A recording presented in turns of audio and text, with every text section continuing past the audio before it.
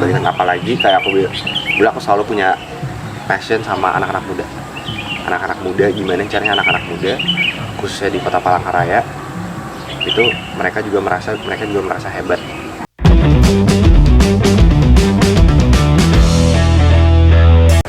Selamat datang lagi teman-teman, selamat datang lagi di Bincang Inspiratif. Kali ini saya sedang berada di salah satu tempat wisata paling favorit se-Antara Palangkaraya, Bang. Amin. Amin, di Kalimantan Tengah. Dan tempat ini teman-teman juga sudah berdiri sejak puluhan tahun, dan kebetulan kita sedang berdiri dengan manajernya, yaitu Bang Robi. Salah satu lelaki paling tampan, Bang, ya. Bisa aja. Di Instagramnya nanti teman-teman bisa langsung follow, ada di kolom bawah, di bawah Bang Robi ini bisa langsung di follow. Di follow backnya Apa? tergantung, Bang, ya. Tergantung. Aku sih sama orang baik-baik aja. Kadang orang ada juga yang japri, Bang follow Bang. Aku sih nggak pernah ini, karena menurut aku aneh. Pernah nggak kamu mikir kayak kamu berteman di sosial media atau berteman tapi maksudnya cuma follow-followan tapi nggak tahu gitu, tapi nanti juga akhirnya ketemu juga. Kan nggak enak. Kalau aku mah terbuka aja, Ini nih. tapi asal kayak itu message gitu, Iya. Bang follow dong ini dari ini aku terbuka aja kalau kayak gitu sih. Ini memang berarti public figure yang perlu kita contoh ini. Bukan public figure. Public figure, teman-teman. Ini memang public figure. Nanti kalian paham sendiri maksudnya apa.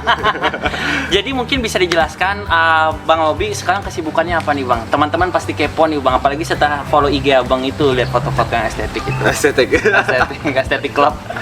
Silakan, Bang. Ya kesibukannya kayak gini. Ngobrol-ngobrol aja kalau kita kerjanya kayak gini aja. Ngobrol aja, dia datang ke sini ngobrol gitu.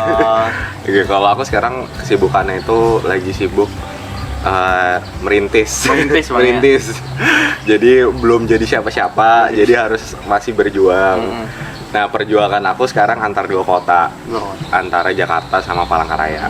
Ada sebagian kerjaan aku yang di Jakarta, tapi karena dari kecil besar dan tumbuh di sini, khususnya di Palangkaraya sama Kalimantan, nggak boleh ngelupain dong.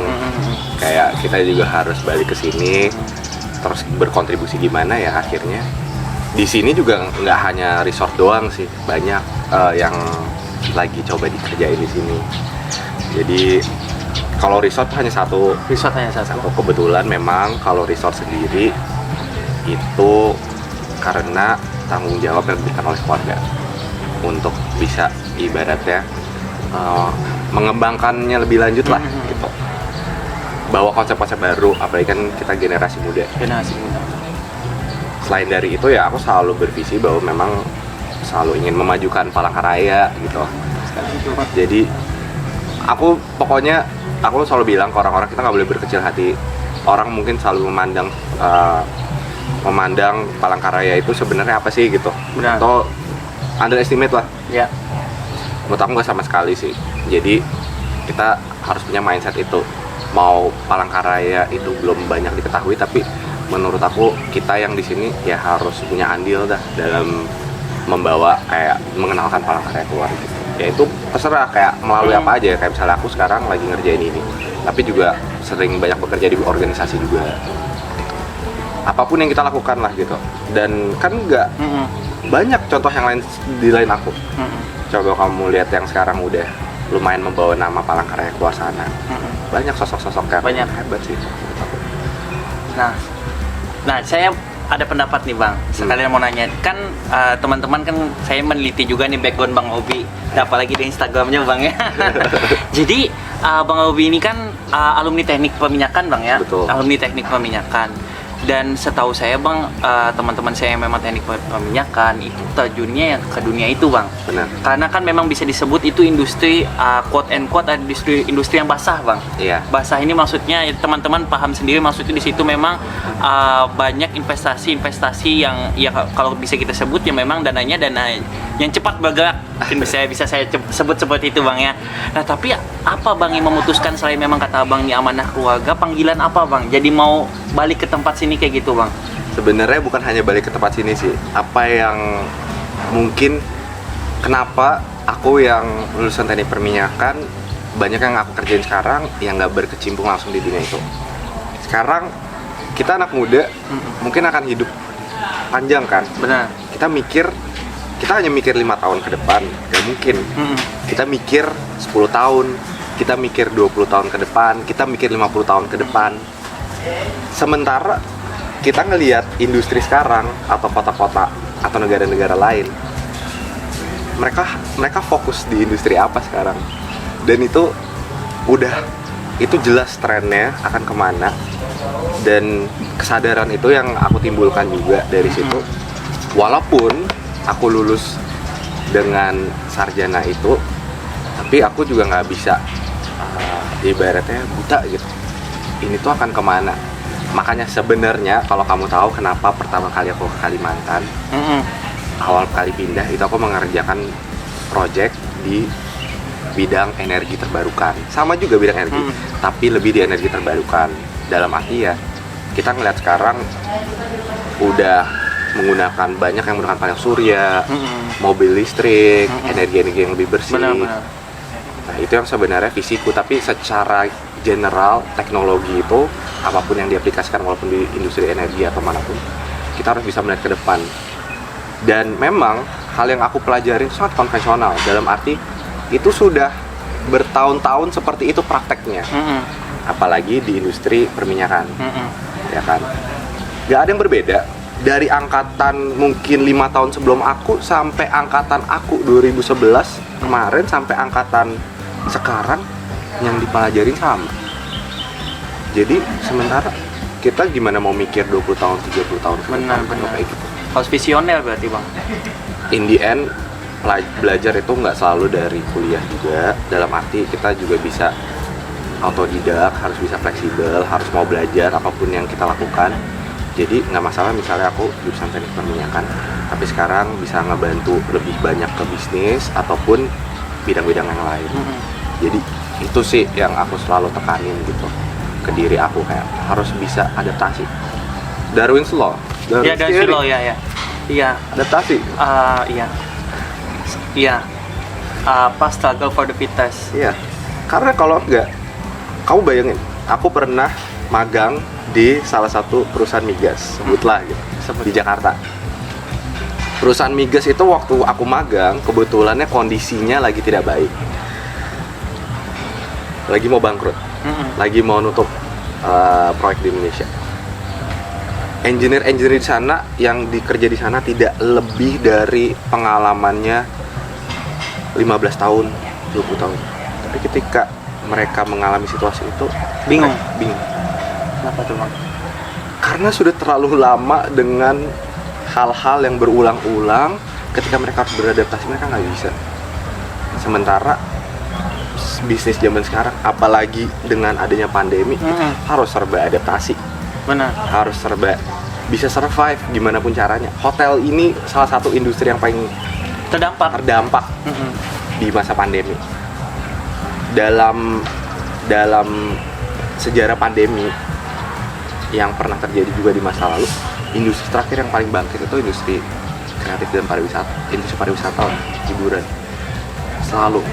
Dan makanya pegiat-pegiat pengusaha di bidang ini sekarang juga mereka harus memutar otak mereka gitu. Ya sama sih di bidang apapun sekarang, kayak kita harus beradaptasi dengan kondisi sekarang. Banyak yang udah berubah. Jadi ya itu juga alasan kenapa aku dari dunia perminyakan itu aku ibaratnya membuka diriku sama mindsetku untuk bisa melakukan yang lain gitu. Paham. Berarti memang sambil diminum, sambil ngopi. Jadi berarti benar ya bang ya, bahwa banyak pertanyaan bang sebenarnya sebelum kita teman-teman masuk ke sejarah dari tempat ini bang ya, dari Lungan Sari Resort ini. Jadi ada pertanyaan bang, lebih baik menjadi generalis atau spesialis? Nah, saya kan lihat di Instagram abang tuh, fotografi bisa, ilmu teknik perminyakan bisa, karena titelnya pun dari situ. Tadi abang bilang ikut Muay Thai juga, boxing juga. Itu kan semacam polimatik bang ya, orang yang bisa di berbagai macam tempat. Berarti itu abang generalis. Tapi ada juga orang argumen bilang bahwa spesialis juga bagus, ahli di satu titik kayak gitu. Betul. Tapi dari yang saya dengar dari abang tadi bahwa sebenarnya kalau spesialis tapi tidak adaptif, nah nanti susah. Betul. Tapi saya nemu connecting dots-nya bang, yaitu adalah bisa sebenarnya spesialis tapi dalam bentuk tim. Betul. Nah jadi ada banyak orang yang memiliki kemampuan ahli, tetapi dia dalam satu tim, tapi kemampuannya berbeda-beda. Nah, tapi pemimpinnya mungkin menurut saya harus generalis, Bang. Generalis. Karena dia harus memahami bagaimana pemikirannya. Betul. Nah, menurut Abang sendiri kayak gimana, Bang? Apalagi kan ini jujur, Bang, ya, banyak teman-teman saya ini, saya ada video, Bang, yang membahas tentang masuk menjadi perwira di tentara, Bang. Benar. Dia menjadi akmil. Ya. Nah, sewaktu itu banyak teman-teman ternyata yang nanya itu banyak nanya kayak gini, Bang. Misalkan jurusan bahasa Indonesia bisa apa enggak? Benar. Jurusan pendidikan ini bisa apa enggak? Padahal itu kan jauh banget, Bang, dari ketentaraan. Benar. Saya sampai bertanya sekarang apakah berarti kita tidak bisa, ya bolehlah kita jadi seorang spesialis, tapi kalau kita tidak mau mencoba hal baru, ambruk, Bang. Betul. Gimana menurut Bang Robi? Iya, sebenarnya itu umur juga sih ya. Sekarang kita lagi di umur segini kan ya. Umur segini. Nggak salahnya untuk mencoba, nggak salahnya untuk menekuni sebenarnya passionnya apa sih. In the end kan sebenarnya kuncinya passion. Passion. Kita nggak mau dong kayak di umur tertentu kita sadar ini bukan sesuatu yang saya senangi. Oh ya. Ini bukan sesuatu yang saya, dan banyak banget kan. Banyak banget. Aku juga nggak menyalahi sih orang-orang yang seperti itu. Semua orang kan jalannya beda-beda ya. Tapi kalau memang dari awal kita mau bekerja memang dengan sungguh-sungguh dan bekerja tanpa adanya keluh, mau pekerjaan seberat apapun deh gitu, mau secapek apapun, kalau memang kita udah passion ya kita nggak ada tuh keluh kesah, nggak akan komplain dan nggak akan aduh saya capek gitu. Capek ya normal ya, kita capek apa dari apa yang kita lakukan. Tapi setelah kita capek kita bisa menemukan gairah lagi untuk melakukan itu gitu.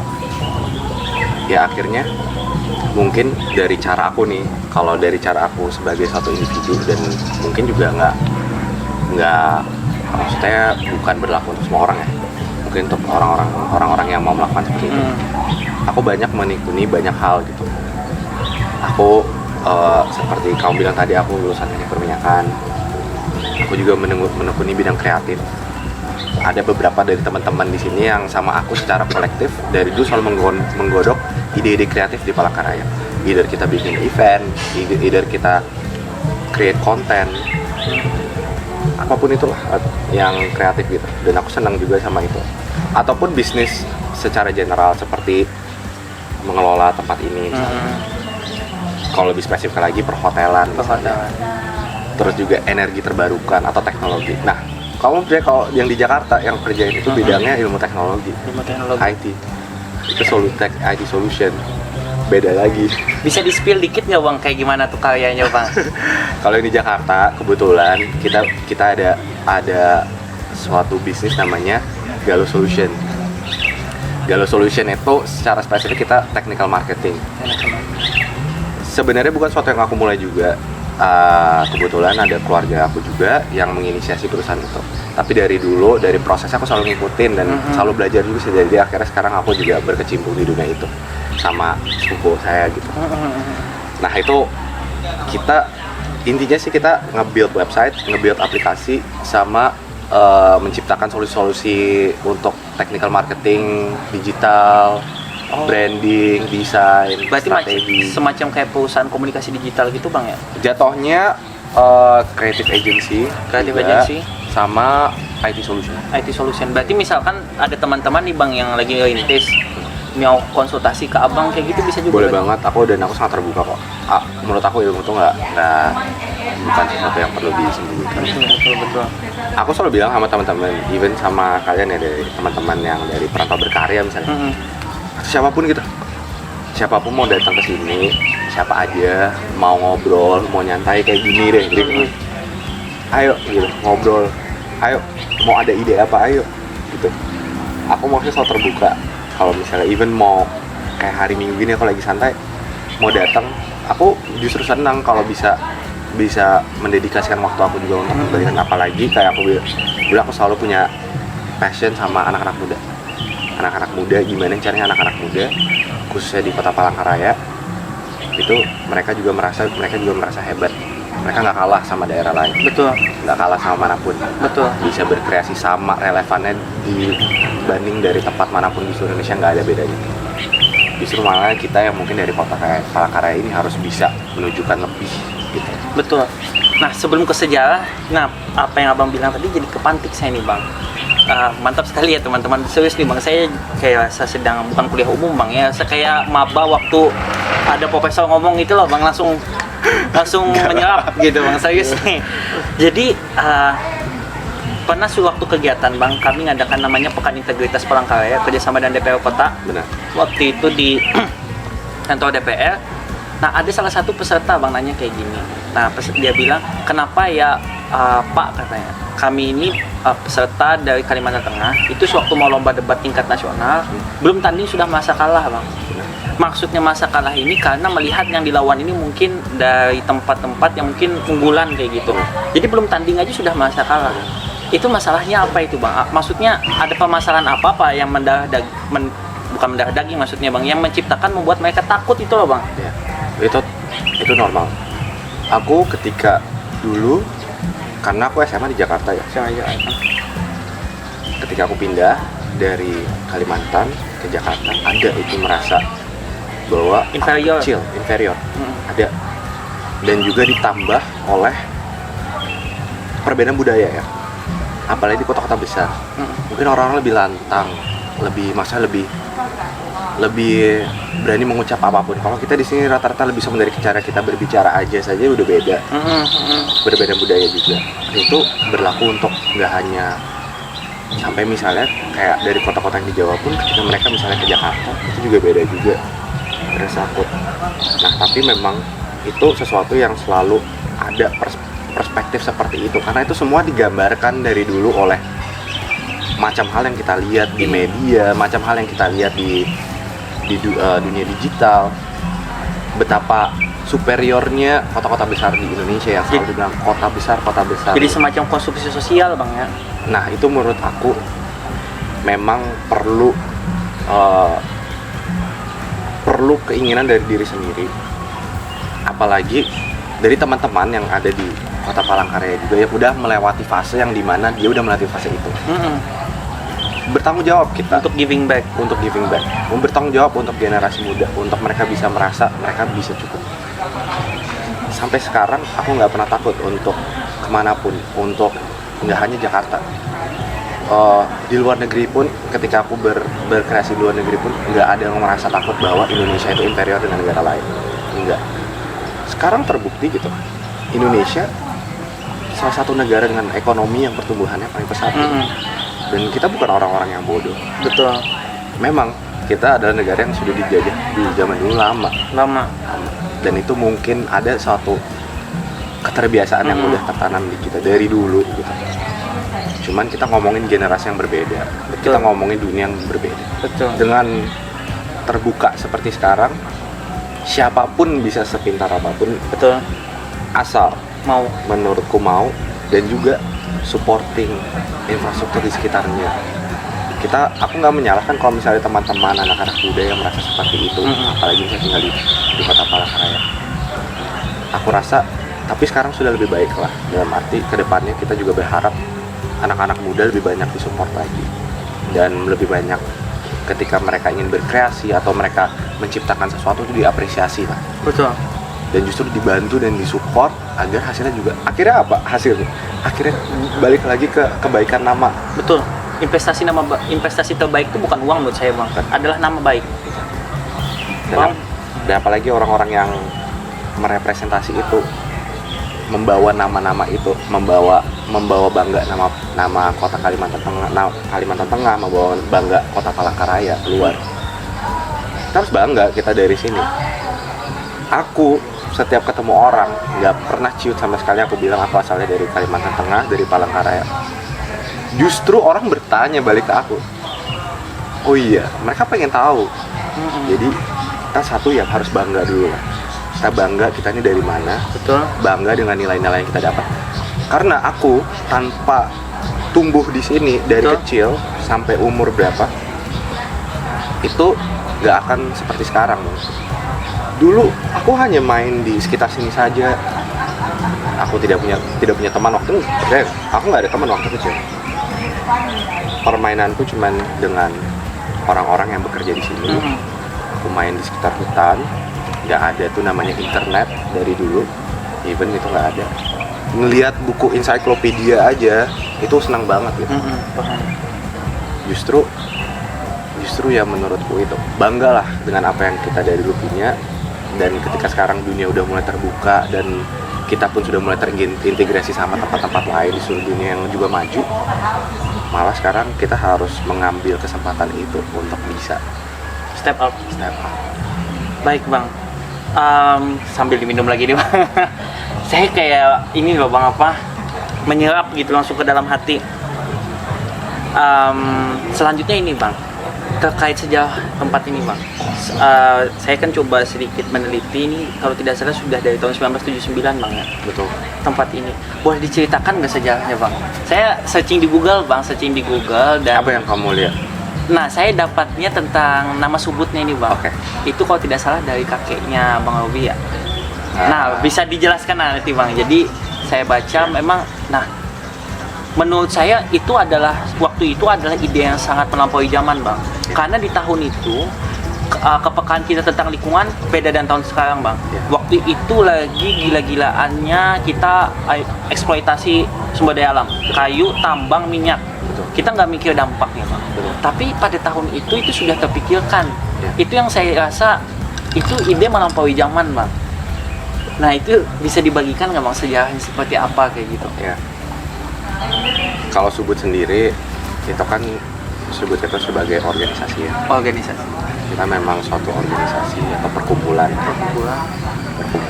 dan kebetulan memang sejarahnya adalah keluarga saya sendiri itu yang terkait dengan itu ya.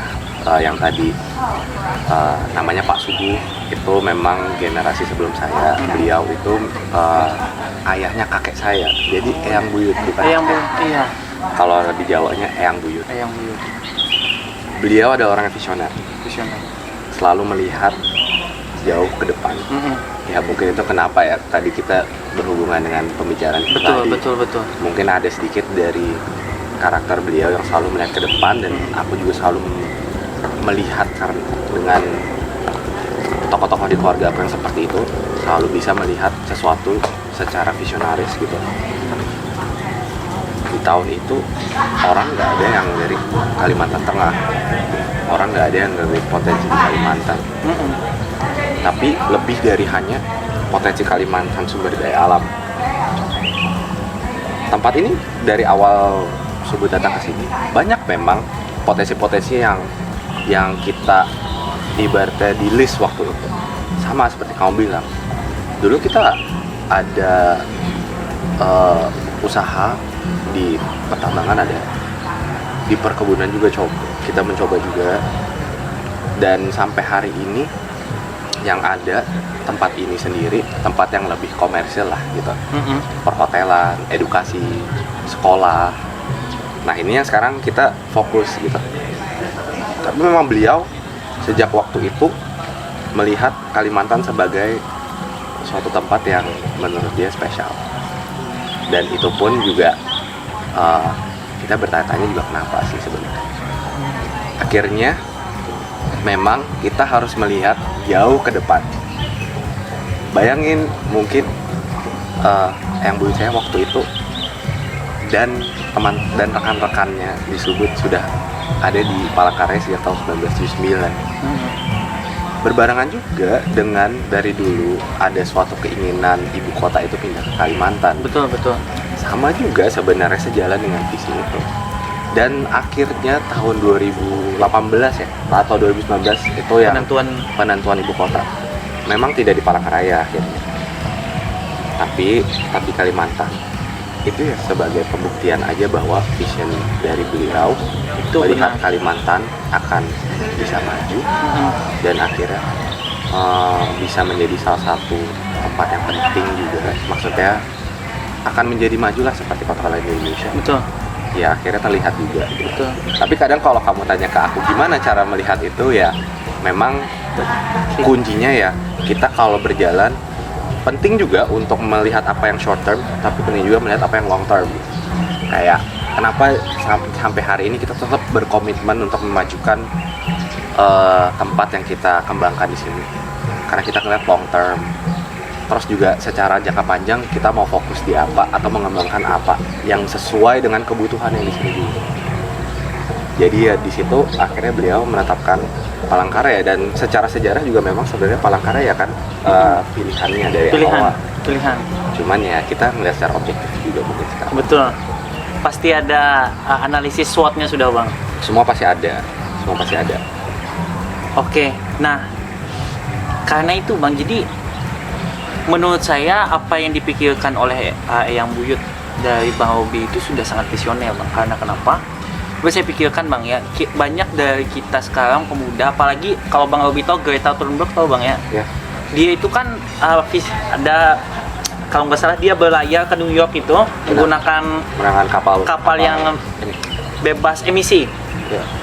Lalu kan saya lihat itu gerak, dan mungkin kalau sekarang mungkin wajar, Bang, ya, orang jadi bisa aware tentang lingkungan. Karena kenapa? Karena perkembangan media sosial ini cepat, Bang. Benar. Baik positif maupun negatif sama cepatnya. Jadi kalau kita mau tahu tentang plus minus, ya sosmed kuncinya. Tapi di tahun itu, Bang, yang zamannya kita masih dengar radio, kalau kata kakak saya, zaman itu dengar Doraemon ya dari radio. Benar. Dengar pidato Bung Karno Pak Harto dari radio, menurut saya itu pikiran yang melampaui zamannya, Bang. Ya. Dan makanya menurut saya tempat ini itu ada tempat bersejarah. Tadi kan kami waktu di jalan di mobil itu cerita, Bang, kita ini datang ke tempat yang historis. Ya. Nah, saya mau tanya nih, Bang, ini kan hotel ini, habis ini kalau boleh izin, Bang, kita lihat-lihat tempatnya, boleh, Bang? Boleh.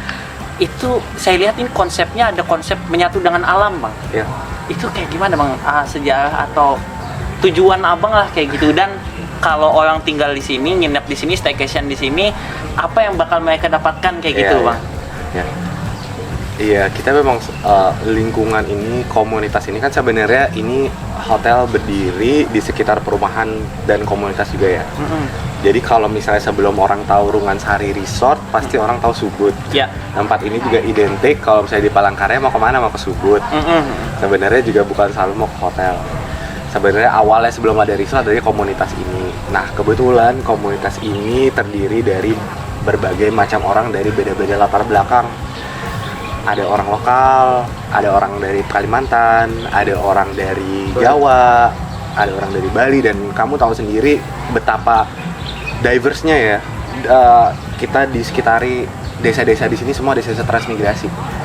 Di sana ada kampung Bali, di sana ada desa orang Jawa. Dan juga ada Segohong, orang Dayak. Jadi benar-benar di sini berbeda-beda macam latar belakang, ditambah lagi di Subud ini, di luar dari latar belakang budaya dan suku di Indonesia, ada juga orang-orang asing. Nah, tentunya kalau kita ngomongin ke orang asing, mereka adalah orang yang kritis. Kritis akan, contohnya lingkungan. Contohnya, air minum aja, misal, aku dulu punya partner di kerjaan, dia sampai meneliti setiap botol brand air mineral yang dijual di Indomaret. Dia tahu mana yang yang bagus dan mana yang enggak. Kita nggak usah ngomongin spesifik mana yang bagus enggak, tapi dia sekonsen itu dengan itu, concern kesehatan. Dia tahu mana yang dia nggak akan asal beli. Jadi memang dengan cara pemikiran kritis seperti itu, apalagi kita di Kalimantan. Di Kalimantan apa sih yang menurut kamu nilai tertinggi? Kan kita di sekitar alam. Jadi kalau kita di sekitar alam, pasti kita harus kritis akan hal itu. Sementara jarang lah ya kita menemukan alam yang masih seasli seperti Kalimantan. Makanya ini suatu sebenarnya kelestarian yang kita harus jaga. Yang kita harus jaga tidak menutup suatu perkembangan.